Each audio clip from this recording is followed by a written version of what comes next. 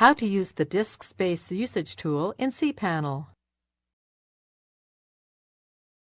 This demo assumes you've already logged into cPanel and are starting on the home screen.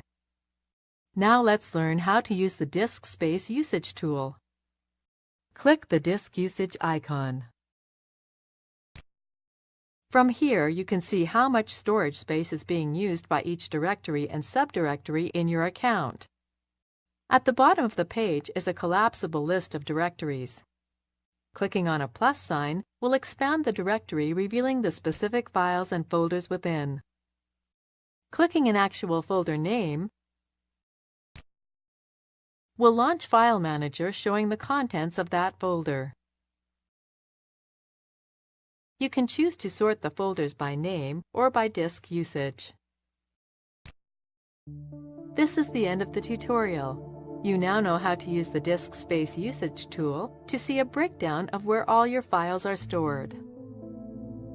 Thank you for watching. If you need more help, please contact Flaminqo Help Center. Our agents will be more than happy to help.